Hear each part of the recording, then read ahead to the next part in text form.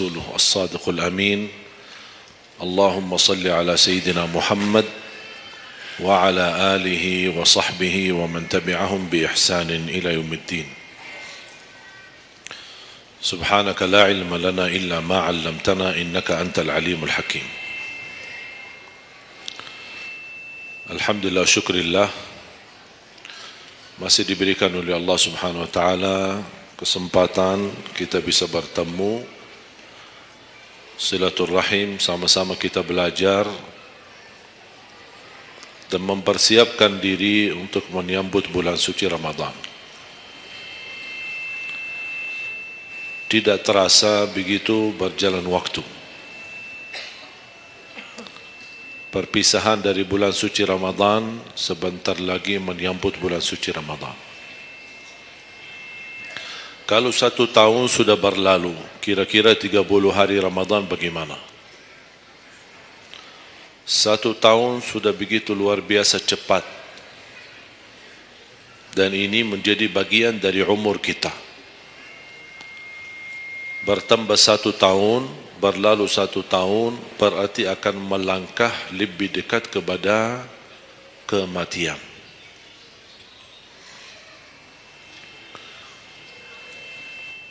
Sebenarnya bukan berapa usia kita, tapi apa isi usia kita.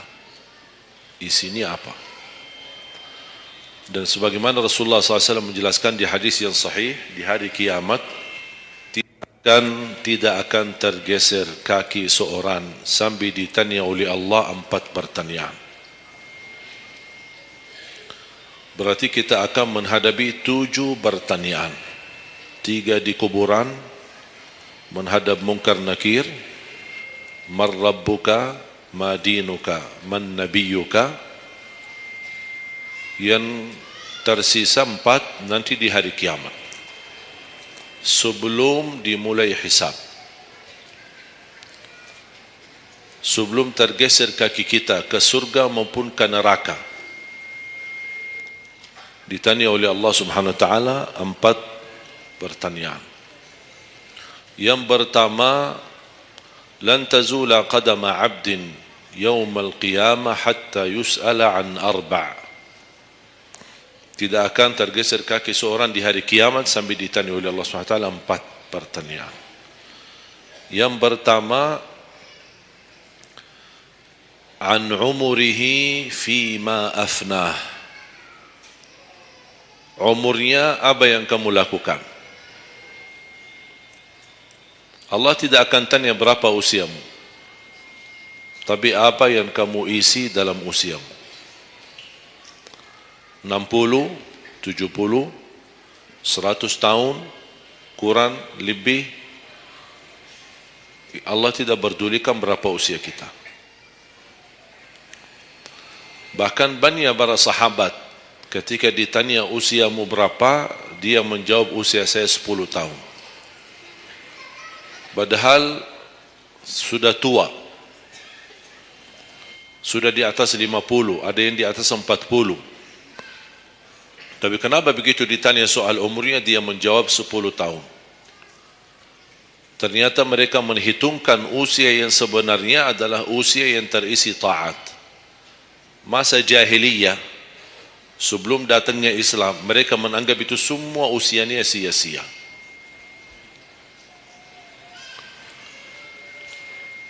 Berarti kalau ada orang muslim tidak salat sama sekali sampai usia 50 tahun, semua usianya sia-sia. Karena tidak ada ibadah satupun yang diterima kalau tidak pernah salat.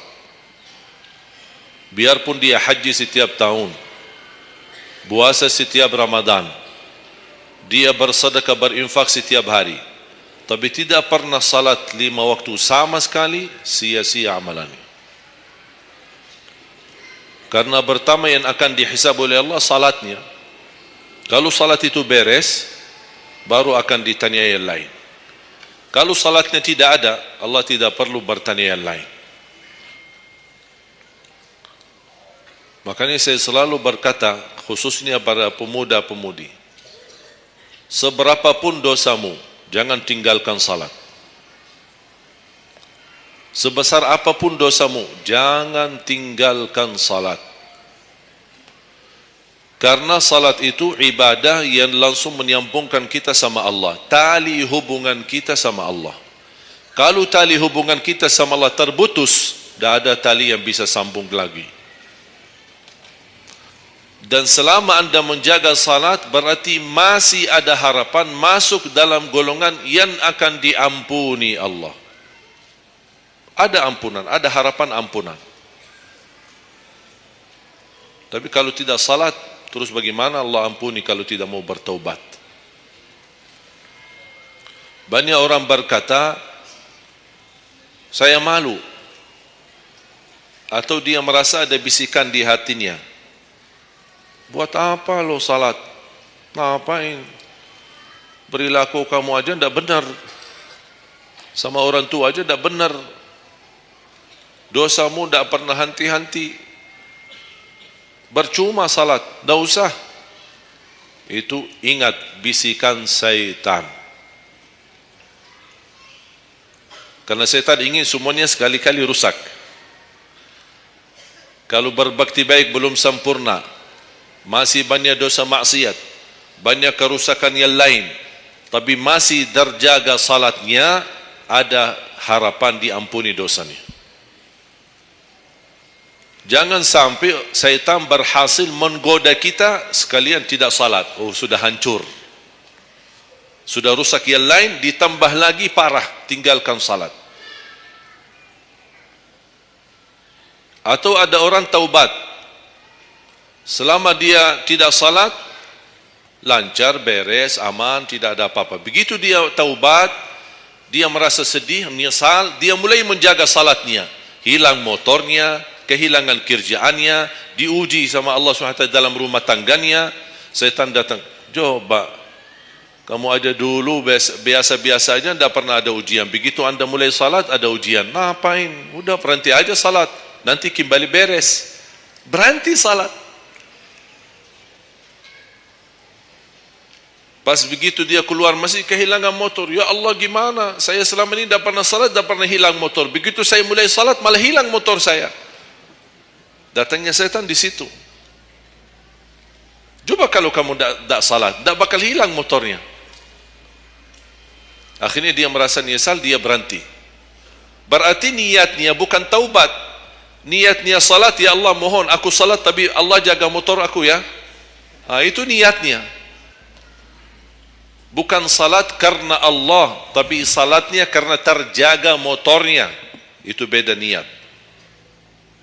Berarti ketika kita berlaku ibadah, melakukan sesuatu ibadah, tapi ada ujian yang masuk, jangan anda salahkan ibadahnya, tapi salahkan niatmu. Ada apa dalam niatmu?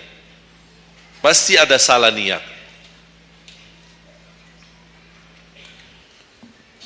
Dan itu inti daripada umur kita. Allah berikan 60 tahun. Kemarin saya hitungkan, kalau standar umur umatku kata Rasulullah kan 60 sampai 70. Itu kira-kira kurang lebih. Ada yang lebih tua, lebih panjang usianya, ada yang lebih muda. Tapi standar kata Rasulullah SAW, a'maru ummati baina 60 wa 70. Standar umur umatku antara 60 sampai 70. Ada yang melebihi dari itu, tapi sedikit sekali dibanding yang lebih muda. Saya kemarin hitungkan 60. Apa yang kita lakukan di dalam usia 60 tahun. Dari lahir sampai balik. Sampai tahun berapa? 15? Kita sepakat 15? 15 tahun. Berarti sebelum balik belum taklif. Sebelum balik belum taklif. Haji boleh tapi tidak wajib, karena syarat haji harus balik. Syaratnya harus balik, walaupun diperintahkan, dibiasakan untuk melaksanakan salat. Tapi anggaplah bedun taklif, belum ada taklif, belum ada kewajiban, berarti 15 tahun itu sia-sia. Dia potonglah dari 60. Berapa sisa?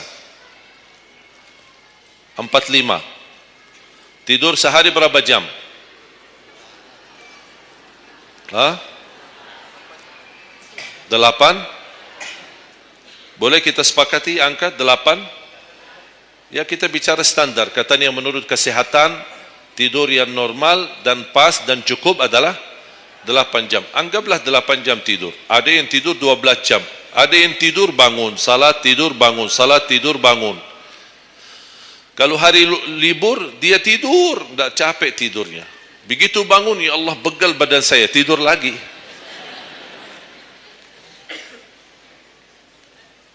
Saya hitungkan 8 jam. 8 jam dalam sehari berapa kalau dibagi? Dalam sehari. Sehari berapa jam? 24 jam. 8 bagiannya berapa jadinya? Sepertiga.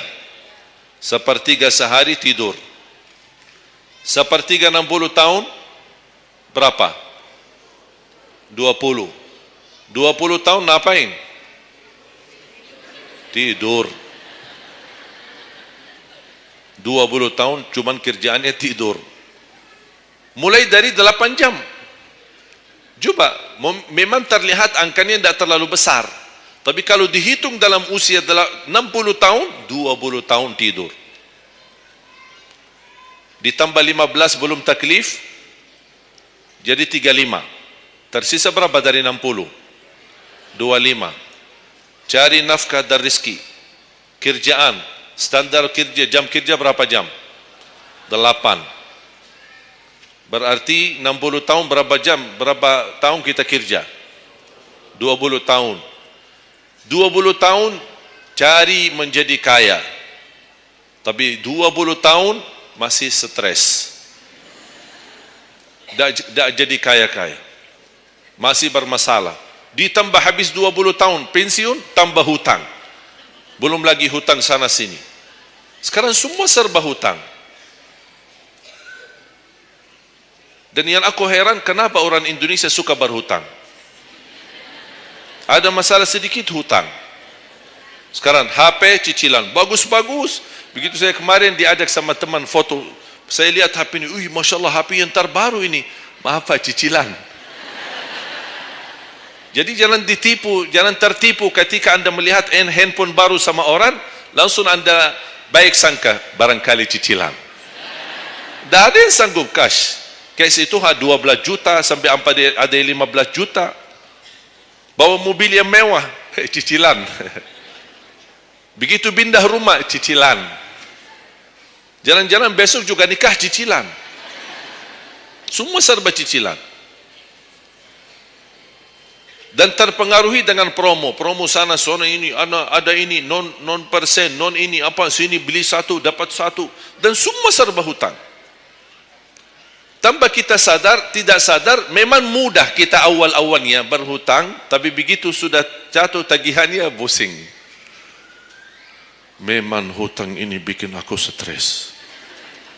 Ada orang minta sama saya amalan.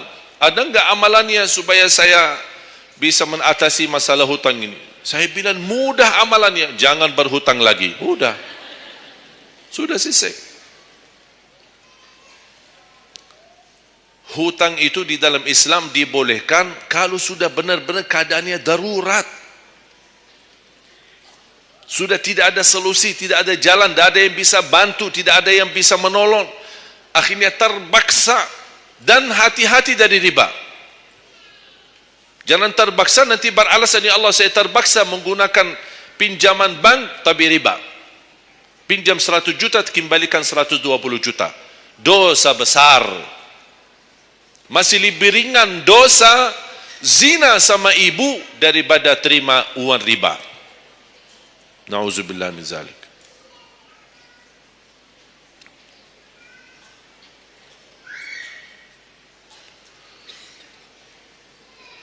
Dua 20 tahun cari kerja.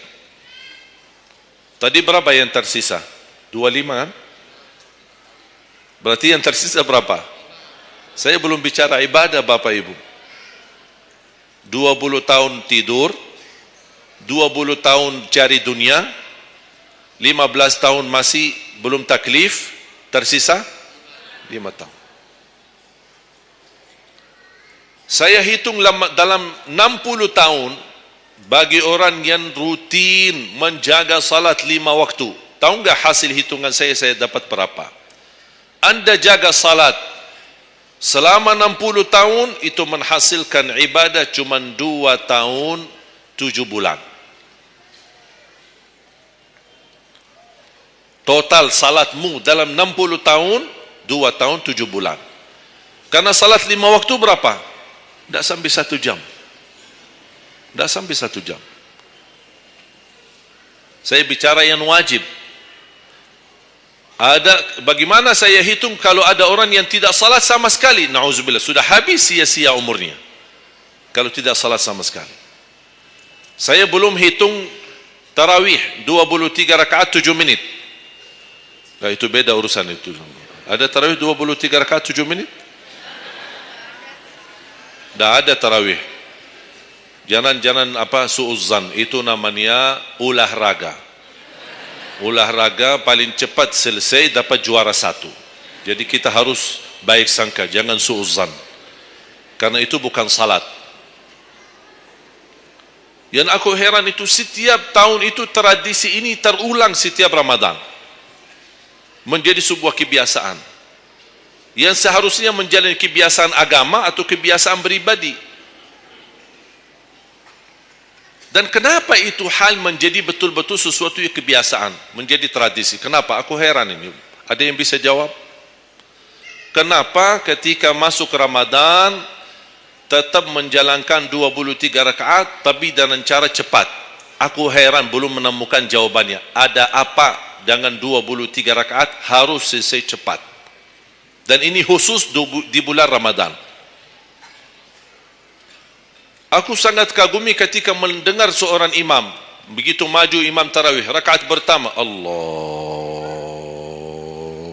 Akbar, Masya Allah, kepanjangan takbirnya. Saya sudah alhamdulillah, pasti nikmat, enak. Bismillahirrahmanirrahim, alhamdulillahirabbil alamin, arrahmanirrahim. Astaghfirullahalazim, saya kaget.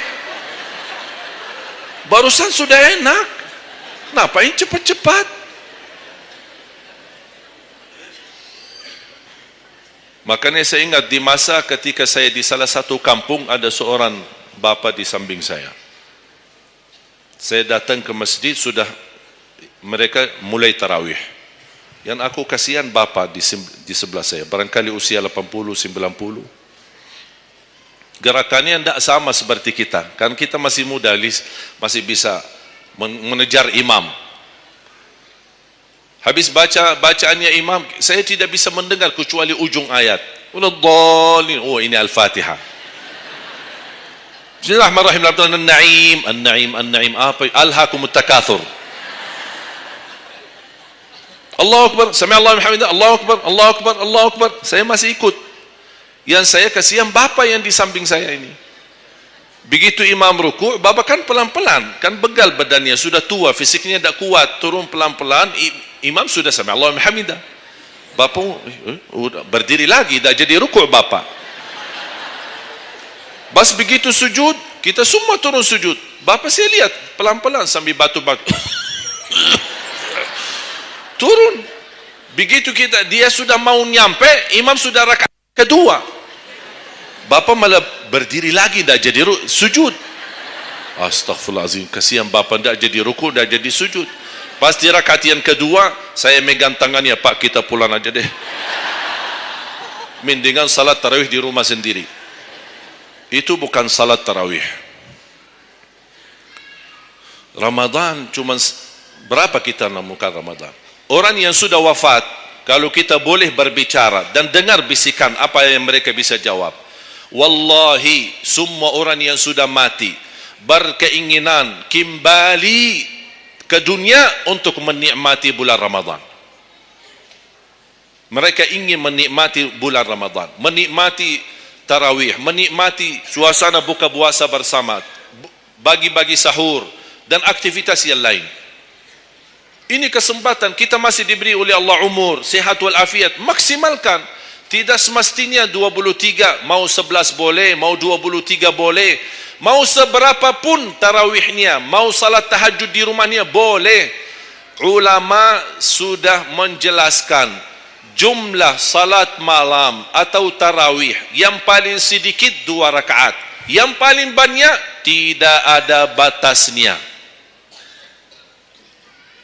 Jadi kalau kita 2 rakaat, 4 rakaat tutup witir, sah. 8 rakaat tutup witir, sah. 10 rakaat tutup witir, sah, tidak ada masalah. Tidak harus 11 atau 23. Intinya bukan jumlahnya, tetapi cara melaksanakannya. Apalagi kalau bacaan imam bagus, fasih, jelas hurufnya. Saya yakin bagi jamaah yang awam, yang datang setiap Ramadan, setiap malam ikut salat tarawih, dia belum bisa baca Quran, tapi dia mendengar baca imam selama 30 malam, dia pasti bakal belajar Al-Quran karena bacaan imam bagus. Bismillahirrahmanirrahim. Alhamdulillahi rabbil alamin. Ar-Rahmanir Rahim. Maliki yaumiddin. Iyyaka na'budu wa iyyaka nasta'in. Ihdinas siratal mustaqim. صراط الذين أنعمت عليهم غير المغضوب عليهم ولا الضالين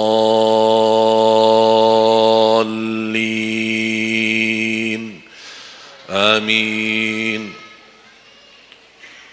Kalau tidak dapat manfaat mengikuti salat tarawih di belakang imam yang bacaannya fasih selama 30 hari, anda cuma dapat benarkan bacaan Al-Fatihah, wallahi nikmat, syukur. Selama 30 malam anda cuma dapat membenarkan bacaan Fatihahmu, sudah luar biasa. Tidak usah bicara ayat yang lain, hanya Al-Fatihah saja. Kenapa? Tidak sah salat kita tanpa Al-Fatihah. Kata Imam Nawawi, di dalam suratul Fatihah ada 14 tasdid. Ada 14 tasdid. Hurufnya yang ditekan. Ada 14. Tertinggal 1, batal salatnya. Dan Imam Nawawi berikut mazhab Syafi'i. Makanya jamaah sekalian, wajib hukumnya belajar Al-Fatihah, bukan sunnah. Wajib hukumnya belajar surat Al-Fatihah. Perbaiki, benarkan bacaanmu, karena tergantung Fatihahnya itu salatnya sah atau tidak, itu tergantung Al-Fatihah. Makanya saya harap mulai dari hari ini anda semua bersungguh-sungguh belajar suratul Fatihah.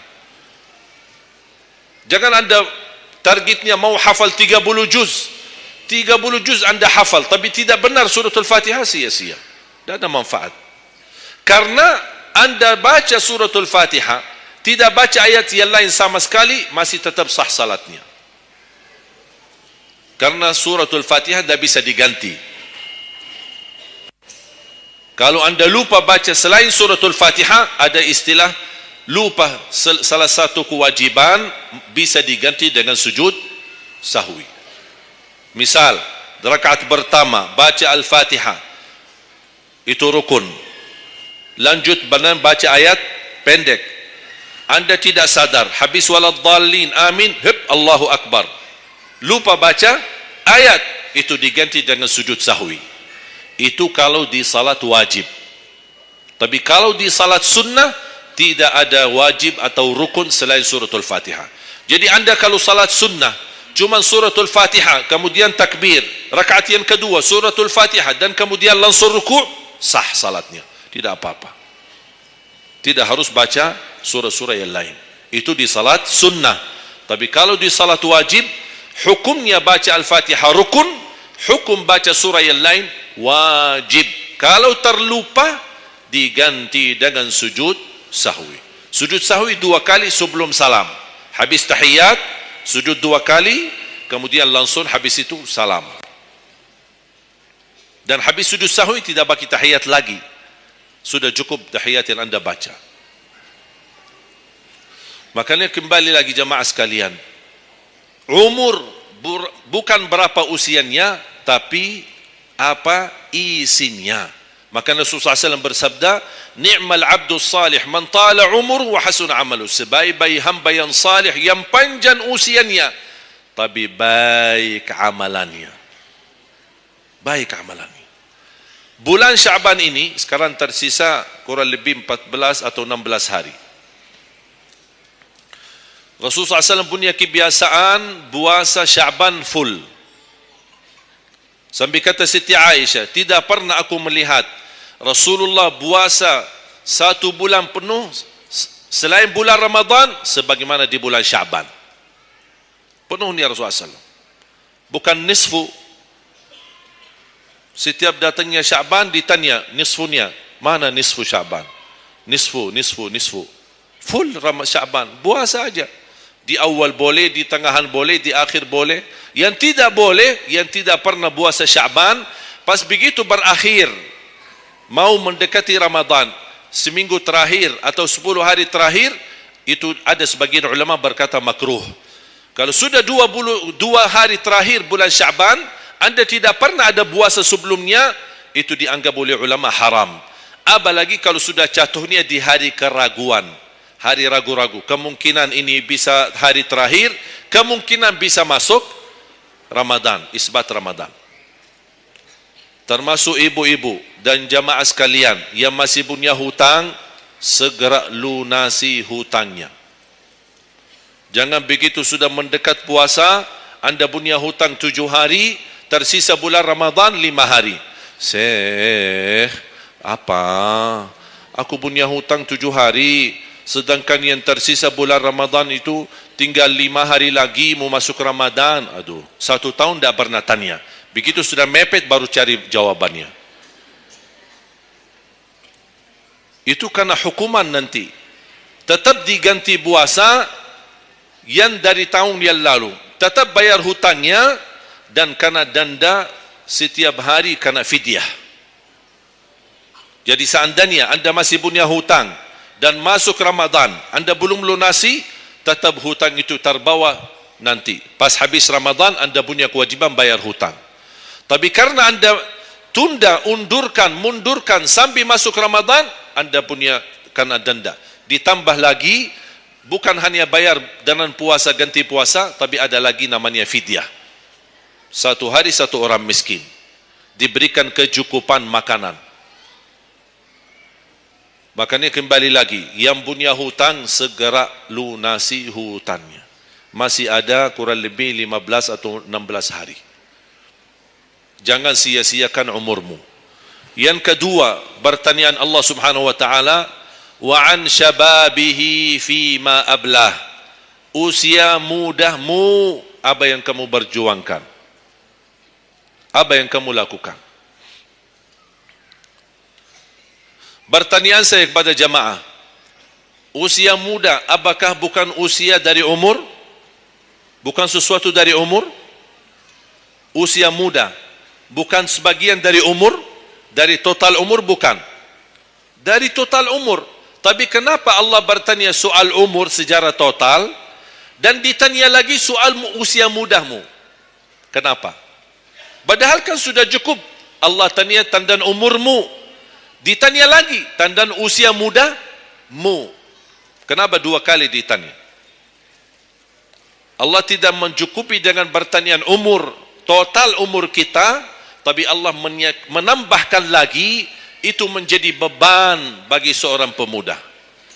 Allah bukan akan tanya total usia umurmu, tapi akan Allah tambah lagi pertanyaannya, apa yang kamu lakukan di usia mudahmu? Usia muda itu menurut saya sangat sensitif. Anak muda yang taat, istiqomah di sisi Allah lebih baik daripada yang tua yang taat. Sekali lagi, dan yang tua-tua jangan tersinggung ya. Yang muda yang taat, istiqamah di sisi Allah lebih mulia daripada yang tua yang taat. Sama-sama taat, tapi kenapa yang muda lebih mulia? Karena godaannya lebih besar. Kalau yang tua, apa yang mau digoda? Habis sudah. Tidak ada fisik, tidak ada tenaga, tidak ada apa. Kalau yang muda banyak godaannya. Pandangan matanya, telinganya, hawa nafsunya, sahwatnya, fitnah sana sini. Mudah digoda, anak muda. Makanya Allah berikan kemuliaan. Bahkan salah satu hadis yang sahih, di hari kiamat semua di bawah matahari, cuma 7 golongan yang di bawah naungan Allah. Di antaranya wasyabun nasya'a fi ta'atillah, seorang pemuda yang menjaga diri dalam bertaat kepada Allah. Dia dapat keistimewaan di hari kiamat bersama pemimpin yang adil, bersama seorang laki-laki yang tergantung dengan masjid berapapun usianya. Ditambah lagi seorang pemuda yang bisa menjaga diri dalam bertaat kepada Allah Subhanahu wa taala. Dan kalau kita baca sejarah ulama, semua para berjuang untuk agama semuanya muda. Tak ada yang tua. Bilal ibn Rabah seorang pemuda, Abdullah ibn Mas'ud penghafal Al-Quran seorang pemuda, Abdullah ibn Umar seorang pemuda, dan banyak yang lain. Muhammadul Fatih yang membebaskan Konstantinia dan memperjuangkan Islam menjadi panglima, masih di bawah usia 21 tahun. Dan banyak sejarah-sejarah. Imam Syafi'i masih sangat muda, bahkan meninggal dunia masih dalam keadaan masih sangat muda, belum sampai usia 50-an tahun. Dan banyak yang lain. Makanya pengaruh bahkan taruhan besar bagi umat Islam itu tergantung pemuda.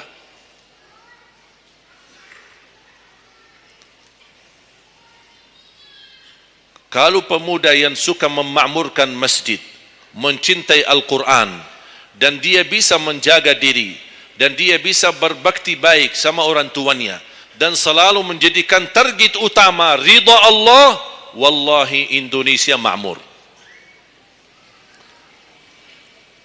Kalau pemudanya jauh dari masjid, sibuk hanya bacaran, dan dia meninggalkan salatnya, jauh dari hal-hal yang baik, justru dia jatuh dalam narkoba dan berkali macam-macam dosa dan maksiat, hancurlah negeri Indonesia.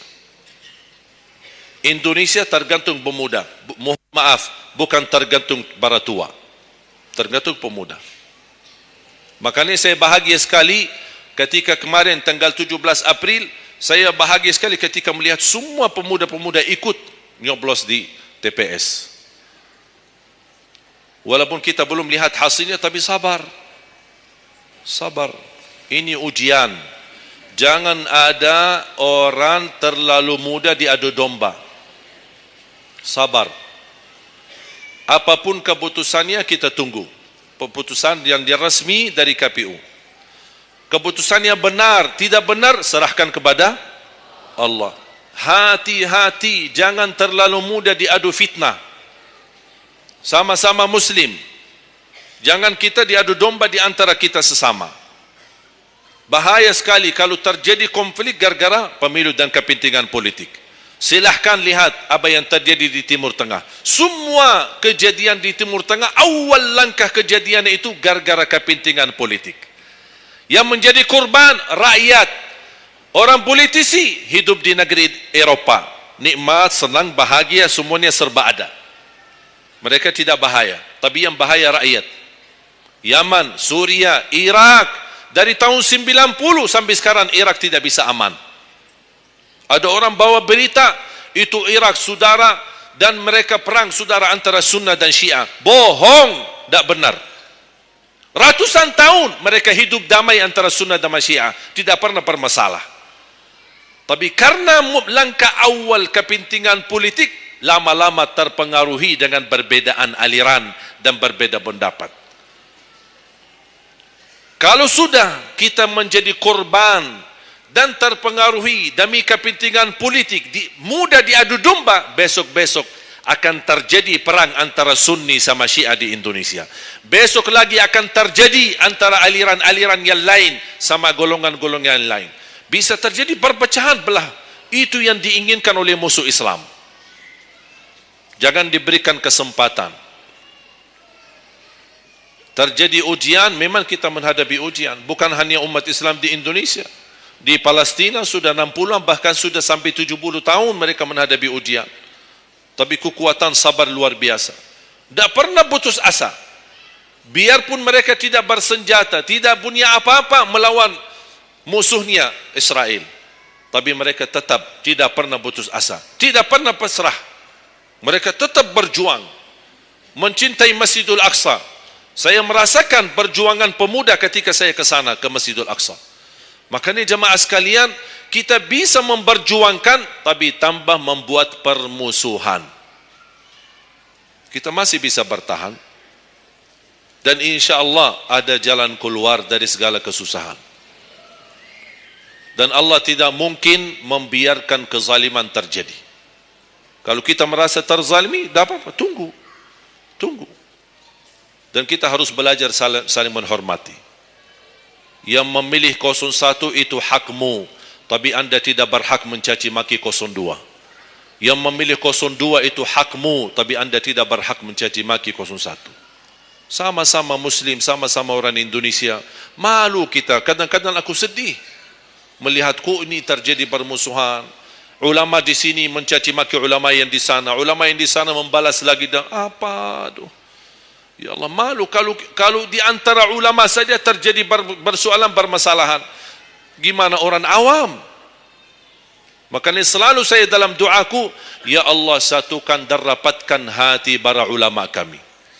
Satukan saf ulama kami. Ada perbedaan itu wajar, tapi yang tidak wajar ada permusuhan. Apa yang saya sampaikan sekarang, saya yakin tidak mungkin 100% anda semua terima. Ya harus belajar. Tidak boleh saya maksa anda semua ikut pendapatku.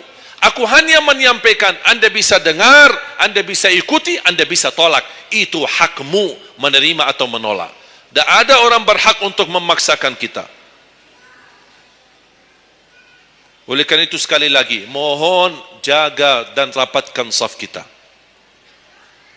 Sekarang banyak muncul di media. Ini semua tujuannya berkeinginan menadu domba di antara kita. Sekarang akhirnya yang gagal, yang rusak siapa? Negeri kita. Yang kurban, rakyat kita. Orang politisi tidak apa-apa. Mereka kan berduit. Duitnya banyak, fasilitasnya banyak, bisa dia hidup keluar negeri dimanapun, dia baca keluarganya, sudah, biar rakyat jadi korban. Jangan kita mau dijadikan kambing hitam. Siap? Bisa jaga? 714 suku dan budaya berbeda-beda, tapi alhamdulillah masih bisa bersatu di bawah bendera merah putih. Dan ini karunia dari Allah Subhanahu wa taala. Wajib kita syukuri dan wajib kita jaga. Dan kita berdoa. Sekarang anda sudah ikut memilih kan? Sudah memilih? Sudah, itu ikhtiar. Anda sudah selesaikan tugasmu. Sekarang apa yang harus kita lakukan? Doa, memohon pertolongan dari Allah.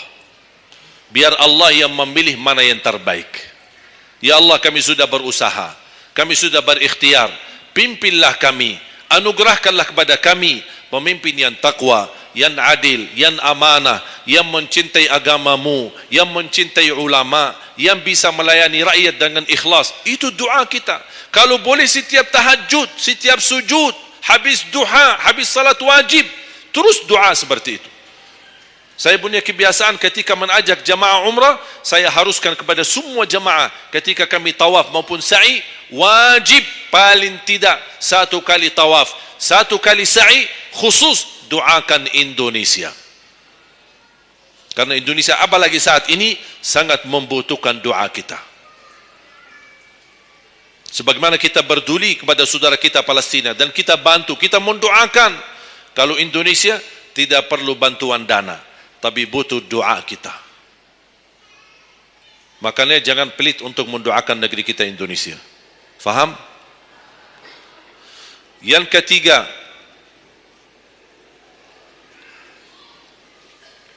wa an ilmihi wa an malihi min aina iktasabah wa fima anfaqah. Pertanyaan yang ketiga yang akan ditanyakan oleh Allah, hartamu dari mana dan ke mana? Woi, bahaya ini. Kadang-kadang ada orang sumber dananya halal, Tapi pengeluarannya bebas. Semuanya boleh. Itu bertanggungjawabannya. Akan ditanya oleh Allah, dari mana dan ke mana? Allah sudah kasih kan? Itu dari mana datang? Anda harus memberi jawaban yang benar. Dan ke mana Anda infakkan? Dan ingat, halaluha hisab wa haramuha azab. Harta yang halal bakal dihisab. Sekarang banyak orang salah faham. Orang fikir kalau ada harta yang haram akan dihisab oleh Allah. Tidak. Yang dihisab bukan yang haram, tapi yang halal. Dari mana dan ke mana? Terus yang haram gimana? Ngapain? Diazab. Anda sudah tahu itu haram, tapi Anda lakukan, Allah tidak perlu tanya lagi kenapa Anda lakukan. Allah pergi langsung diazab. Na'udzubillah min zalik. Hati-hati. Oleh karena itu bahagia kata Rasulullah SAW, seorang yang mulia, yang Allah berikan kekayaan, diberikan kemampuan, tapi dia bisa menggunakan dengan sebaik-baiknya. Ni'mal malus salih indal abdi salih. Sebaik-baik harta yang halal di tangan hamba yang salih. Itu termasuk harta yang terbaik. Kenapa yang terbaik di tangan orang yang salih? Karena orang salih tidak mungkin salah guna. Dia sudah jaga sumber, dia juga pengeluarannya jelas. Untuk kebutuhan keluarga, tidak mubazir, tidak berlebih-lebihan. Katanya halal, berarti bebas belanja. Tidak bebas. Islam tidak menanjurkan seperti itu. Anda boleh ambil kebutuhanmu, tapi jangan berlebih-lebihan. Mohon maaf, coba sekarang tanya ibu, tanya diri sendiri masing-masing. Berapa macam baju di lemari kita? Sudah, mohon maaf, tidak usah bahas yang lalu. Terlanjur belanja karena ibu merasa tidak tidak tega, merasa keberatan kalau setiap acara itu aja yang dipakai. Pagi acara, besok siang pulang ganti. Siang malam ada acara lagi, ganti lagi. Karena merasa malu. Apalagi kalau ketahuan, bukan yang tadi pagi ini ya. Oh, ada beda warna. Memang sama model tapi beda warna. Malu karena orang-orang itu. Apain kok? Makanya udahlah, terlanjur. Itu memang mohon maaf kebiasaan wanita. Tapi saya usulkan baju-baju yang sudah lama tidak dipakai, ngapain simpan? Sudah, bebaskan, infakkan, sedekahkan. Saya kemarin bermusyawarah dengan tim-tim yayasan kami untuk membuat satu lembaga khusus yang punya pakaian-pakaian yang sudah lama tidak dipakai. Apapun boleh, alat meja, sofa, apa saja yang di rumah, karpet, yang bukannya sesuatu yang tak pernah dipakai. Barang makanan, piring, sendok, apa saja. InsyaAllah kami bisa ditarik dan dikawal dan dikelola lagi, dikelola ulang, termasuk baju-baju. Kalau ada yang robek, ada yang ini, kita bisa jahit, kita bisa perbaiki dan kita sedekahkan. Bisa di dalam negeri dan bisa di luar negeri. Alhamdulillah program ini berjalan di kota Madinah. Alhamdulillah tidak ada lagi mubazir yang buang baju sia-sia. Semuanya bisa dimanfaatkan. Mudah-mudahan terwujud program ini agar ibu-ibu tidak terbeban. Ada kelebihan mau pindah rumah. Biasanya kalau pindah, apalagi kalau orang kaya, pindah rumah mana barang-barang dibawa lagi? Barang-barang besi yang baru-baru semua. Terus yang tersisa kemana? Dibuang atau tidak tahu kemananya. Udah, kita yang ambil, kita yang kelola, yang perlu diperbaiki kita perbaiki, dan kita hantarkan kepada warga-warga yang miskin yang mereka tidak punya apa-apa. Setuju? Yang terakhir, yang keempat, wa an ilmihi madza amila bihi. Allah akan tanya terhadap ilmumu, apa yang kamu lakukan. Jadi jamaah sekalian, intinya bukan berapa banyak ilmumu, tapi berapa yang Anda amalkan. Oleh karena itu, jangan terlalu banyak belajar. Belajar dan amalkan. Walaupun Anda belajar cuman sedikit, itu jauh lebih baik daripada Anda banyak belajar tapi tidak sempat mengamalkan. Belajar, amal. Belajar, amal. Dan ilmu yang bermanfaat yang diikuti dengan amalun salih. Ada orang Masya Allah semangat, ke sana belajar, sana belajar, sana belajar, tapi tidak pernah mengamalkan. Dikasih amalan zikir, wirid, tidak diamalkan. Ditambah lagi amalan yang kedua, tidak diamalkan. Akhirnya terbeban, banyak amalan belum ditunaikan. Itu menjadi beban. Nanti di hari kiamat, Allah akan tanya, sudah berapa lama kamu belajar? Sudah berapa banyak ilmumu? Apa yang kamu amalkan? Oleh karena itu jamaah sekalian, tolong jaga. Boleh anda belajar, tapi anda amalkan. Kalau ada orang berkata, daripada saya salah, ya udah tidak usah belajar. Bahaya lagi. Ada orang berkata, daripada saya perlumpun dan bisa mengamalkan, mendingan saya tidak usah banyak belajar. Udahlah, biar saya tunaikan dulu yang sudah saya belajari. Tidak. Tetap anda belajar dan mengamalkan sesuai kemampuannya. La yukallifullahu nafsan illa usaha. Walaupun anda belum tunaikan seluruh amalannya, tidak apa-apa. Tapi anda sudah ada niat, anda sudah ikhtiar, anda sudah tunjukkan yang terbaik. Tapi kemampuannya memang sampai segini, kemampuannya memang terbatas. Tidak apa-apa, Allah melihat anda sudah bersungguh-sungguh untuk mengamalkan apa yang anda belajari. Oleh karena itu, saya kasih satu amalan. InsyaAllah mudah-mudahan bermanfaat. Sedekah subuh. Sedekah subuh, kenapa saya berkata sedekah subuh? Bukan berarti tidak boleh sedekah di waktu yang lain. Semua sedekah boleh di setiap waktu dan setiap saat, hari Jumat maupun selain hari Jumat. Tapi sedekah subuh itu termasuk sedekah yang terbaik. Kenapa? Bukan kata saya, tapi kata Rasulullah sallallahu alaihi wasallam. Setiap waktu subuh Allah turunkan malaikat, tugasnya mendoakan orang yang bersedekah subuh hari. Allahumma a'ti munfiqan khalafa. Ya Allah, ganti yang lebih baik bagi orang yang infak di subuh hari. Ibu-ibu lagi halangan tidak salat, sebelum beraktivitas isi sedekah subuh. Anda tidak usah susah-susah mencari anak yatim dan orang miskin di subuh hari. Mulai hari ini masing-masing bikin kotak amal atau botol atau kaleng, simpan di rumah. Setiap habis salat subuh, sebelum beraktivitas, isi sedekahnya. Apalagi kalau sedekah itu disertai doa. Begitu anda sedekah, sebutkan hajatmu. Ya Allah, dengan berkah sedekah ini, ya Allah, saya ingin nikah. Mudahkan jodoh. Nikah lagi juga boleh doa, tidak apa-apa. Ada yang sedang melamar kerjaan, anda isi, wallahi dahsyat, amalan ini wallahi dahsyat, manfaatnya banyak untuk menyembuh penyakit, menabulkan hajat, memudahkan urusan. Dan tidak pernah saya sampaikan amalan ini, semua alhamdulillah berhasil mendapatkan hajatnya. Begitu anda isi, doa, ya Allah, dengan berkah sedekah ini, mudahkan lamaran kerjaan saya.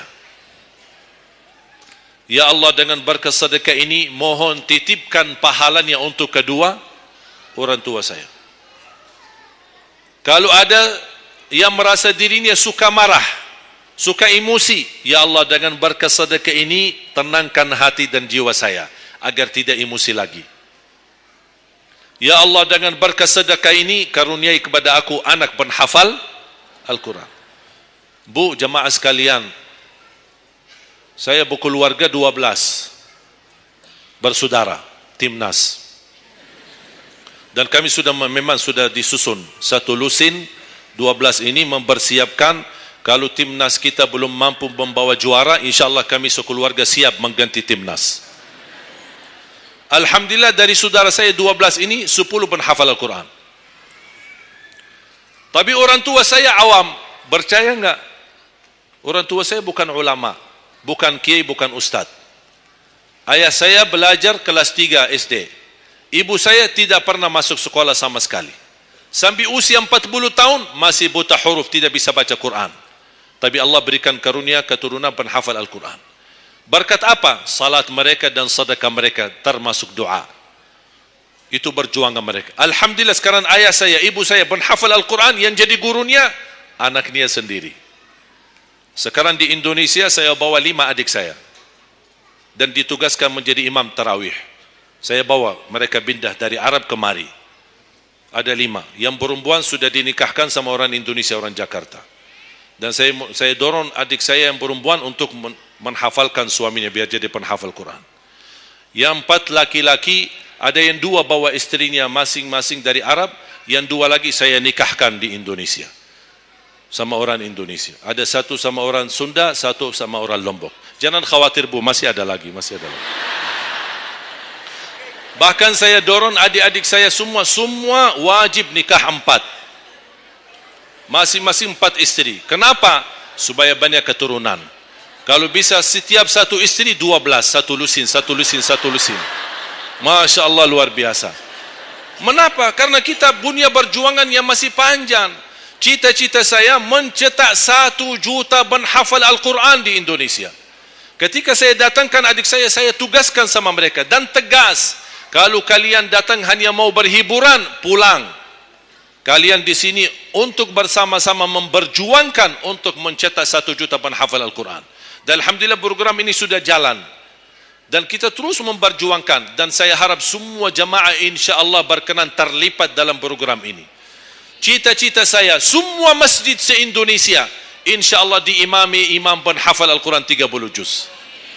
Bahkan lebih hebat lagi cita-cita saya, insya-Allah saya yakin akan terjadi. Insya-Allah di demikian hari, di waktu yang Allah insya-Allah tentukan, insya-Allah presiden kita penghafal Al-Quran.